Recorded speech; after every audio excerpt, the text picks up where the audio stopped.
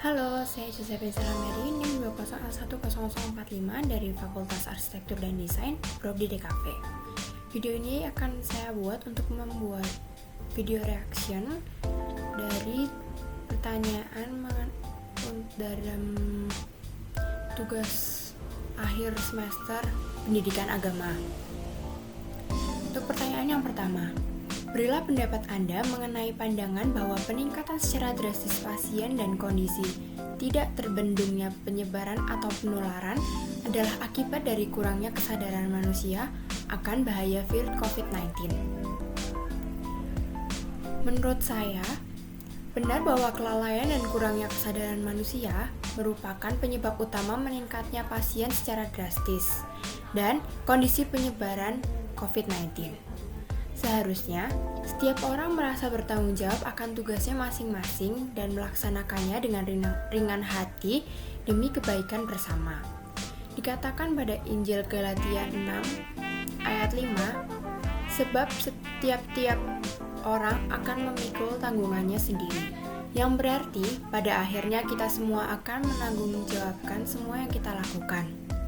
Kita akan menuai apa yang kita tabur. Dengan melalaikan tanggung jawab kita, maka hal itu akan memberatkan kita bersama dengan orang-orang yang ada di sekitar kita.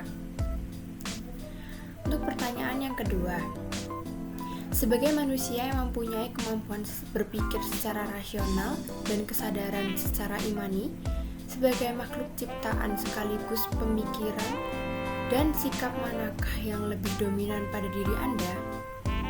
Apakah virus COVID ini merupakan hal yang negatif 100% bagi perkembangan iman atau ada juga dampak positif bagi perkembangan iman? Bagi saya, pemikiran dan sikap secara rasional lebih dominan pada diri saya. Kemudian, COVID-19 ini memiliki dua dampak, negatif dan positif bagi perkembangan iman saya. Seperti perkembangan semangat pelayanan terhadap kaum miskin, terlantar, sakit, dan rentan, terutama di masa pandemi ini.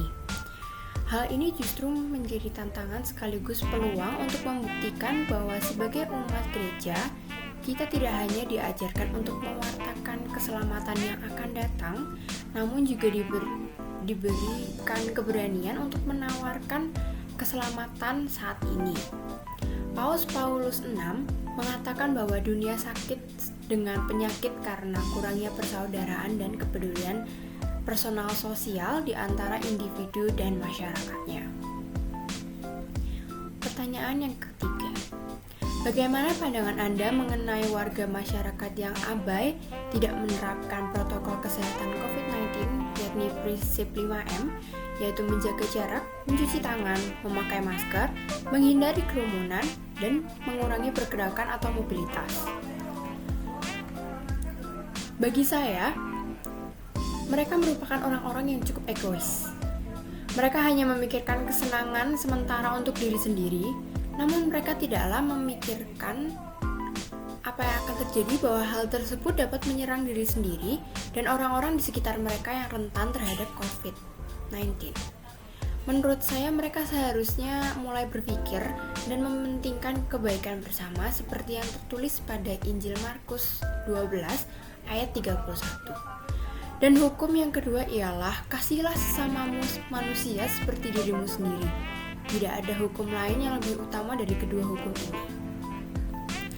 Untuk pertanyaan yang keempat, suatu saat kita akan berjumpa, bahkan mungkin saja sudah berjumpa dengan kerabat, teman yang terpapar virus corona 19. Apakah tanggapan atau pemikiran yang saya muncul dan sikap atau tindakan apakah yang saya lakukan kepada mereka? Berikan alasan secara rasional dan dalam konteks pengalaman religius. Kita sebaiknya tetap menjaga jarak yang aman, namun tidak boleh menjudge, mengatai, ataupun menjauhi orang tersebut secara berlebihan. Karena hal itu dapat melukai perasaan mereka yang akhirnya akan membuat mereka merasa sedih, stres, dan minder.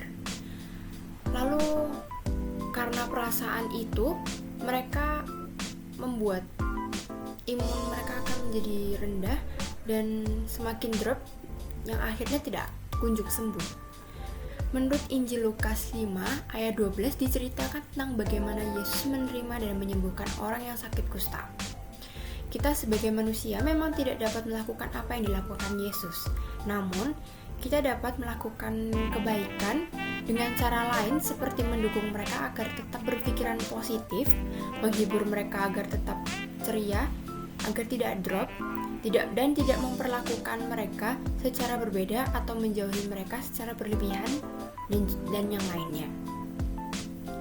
Untuk pertanyaan yang terakhir, apakah Anda pernah melakukan kegiatan ibadah tobat, ibadat doa, sholat secara streaming?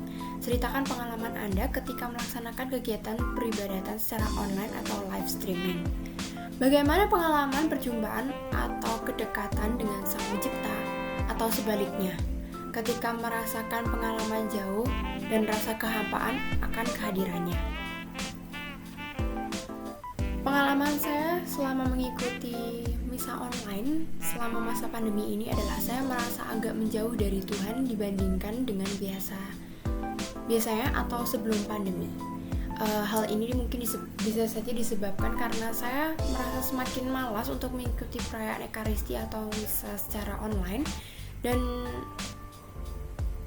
adanya misa online ini memiliki lebih banyak gangguan dari yang diperkirakan. Seperti saya, contohnya gangguan ketika ada anjing saya yang lewat yang akan mengganggu saya karena terus menempel-nempel pada saya gitu.